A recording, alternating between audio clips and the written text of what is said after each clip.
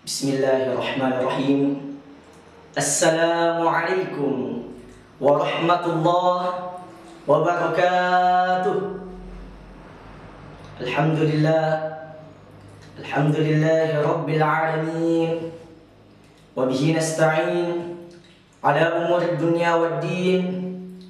Wassalatu wassalamu ala asyrafil anbiya'i wal mursalin, sayyidil mursalin, imamil muttaqin, Muhammad ibn Abdillah, la nabiyya ba'dah.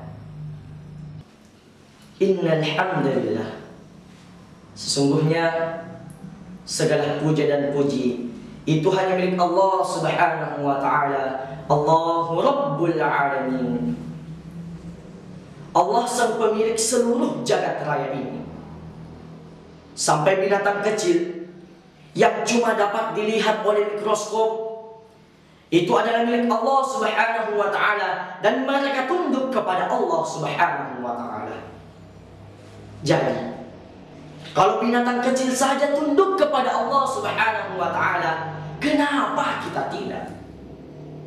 Dan biasanya orang-orang yang tunduk kepada Allah Subhanahu wa ta'ala senantiasa bibirnya, lisannya, hatinya, penglihatannya tidak pernah terlepas dari bertasbih, bertahmid, bertahlil, lalu bertakbir kepada Allah Subhanahu wa ta'ala.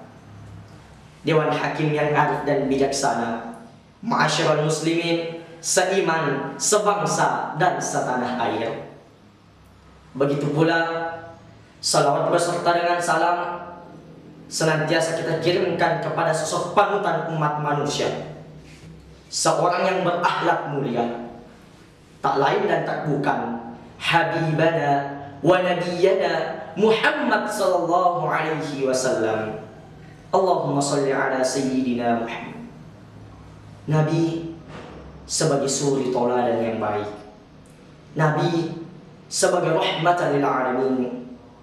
Begitu pula Nabi yang membawa manusia dari alam kegelapan menuju alam yang terang benderang dalam satu konsep ad-dinul Islam wal iman, agama Islam yang disertai dengan iman.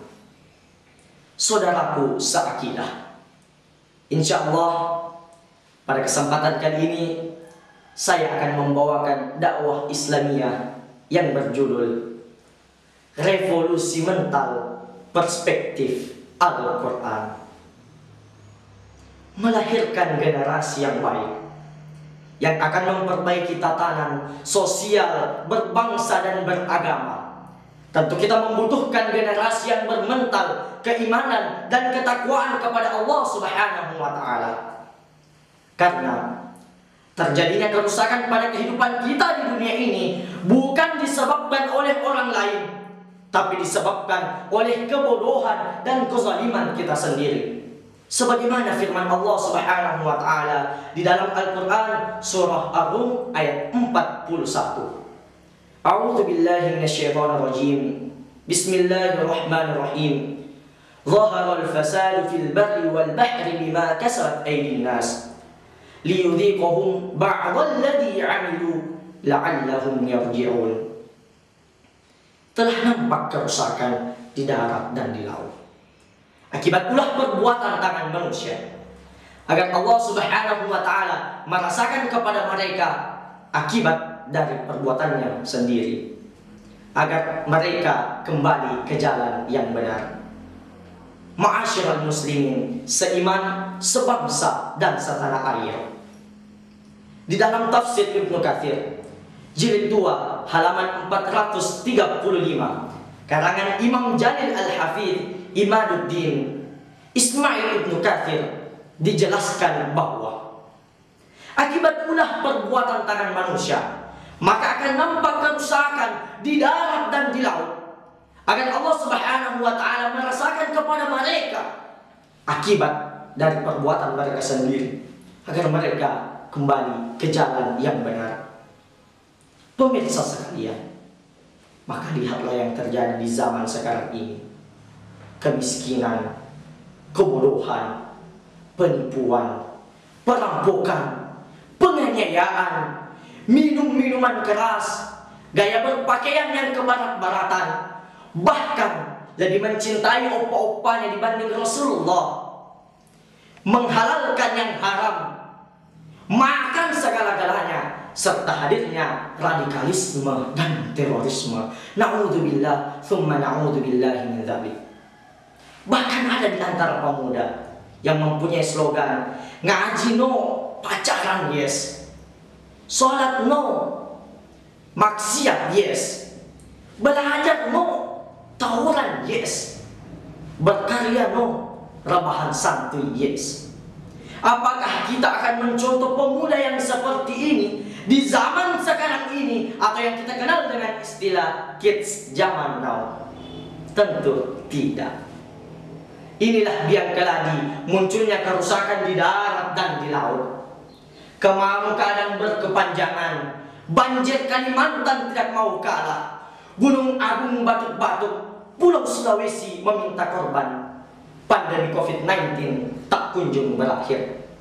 Namun ternyata ini adalah peringatan dari Allah Rabbul Jalil agar manusia kembali ke jalan yang benar.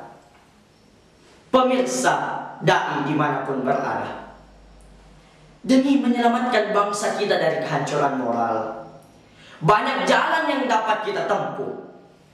Revolusi mental merupakan salah satu ikhtiar manusia untuk kembali ke jalan yang benar, dan pada akhirnya akan merubah mental maksiat menjadi pribadi yang taat.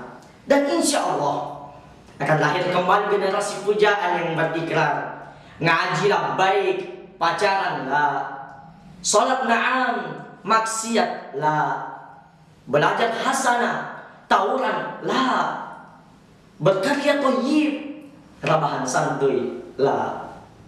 Inilah slogan pemuda zaman now yang sesungguhnya. Pemirsa sekalian, tentu saja tidak semudah membalikkan telapak tangan dalam merevolusi mental maksiat menjadi pribadi yang taat. Namun, pendekatan spiritual keagamaan adalah tawaran solusi terdepan. Di samping itu juga dibutuhkan kegigihan dalam mengisi otak dan membentuk watak. Tentu, mengisi otak dengan ilmu dan membentuk watak dengan akhlak. Karena Allah Subhanahu wa Ta'ala tidak akan merubah keadaan suatu kaum kecuali kaum itu sendiri yang berusaha, berjuang, bekerja, bermujahadah untuk merubahnya.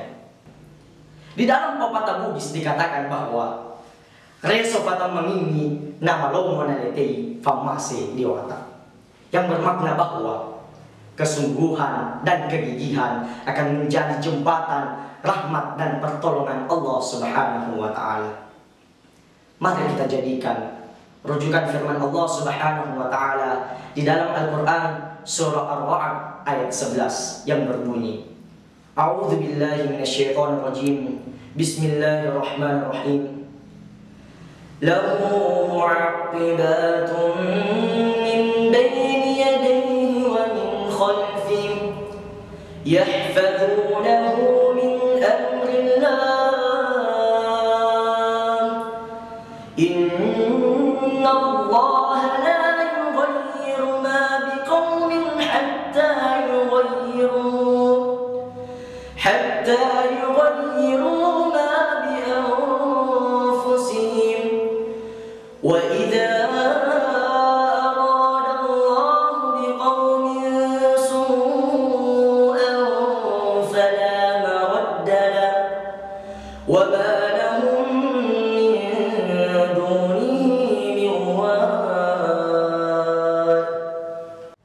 yang artinya bagi tiap-tiap manusia ada malaikat yang senantiasa menjaganya secara bergantian dari depan dan belakangnya. Mereka menjaganya atas perintah Allah Subhanahu wa Ta'ala. Dan sesungguhnya Allah Subhanahu wa Ta'ala tidak akan merubah keadaan satu kaum selama mereka tidak merubah keadaan mereka sendiri. Dan bila Allah murka terhadap suatu kaum, maka tidak ada yang dapat menolaknya. Sekali-kali tidak ada pelindung baginya selain Allah Subhanahu wa Ta'ala.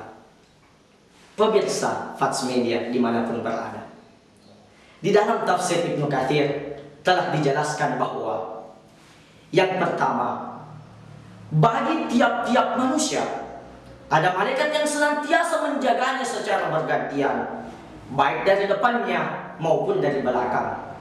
Ada pula malaikat yang senantiasa mencatat kebaikan dan keburukannya, dan malaikat yang menjaganya secara bergantian, yaitu malaikat hafazah.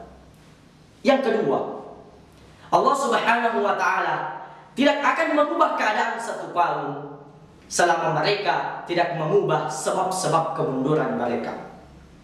Dan yang ketiga, bila Allah Subhanahu wa Ta'ala murka terhadap suatu kaum, maka tidak ada satupun yang dapat menolaknya.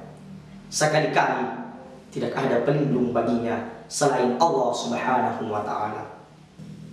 Dewan Hakim yang arif dan bijaksana, pemirsa dai dimanapun berada, sebagai kesimpulan dari dakwah ini, maka saya akan mengangkat suatu kesimpulan dengan mengutip pesan dari ayat tadi. Yang pertama, menanamkan kesadaran atas pengawasan malaikat, maka insya Allah cepat atau lambat akan merevolusi mental maksiat menjadi pribadi yang taat.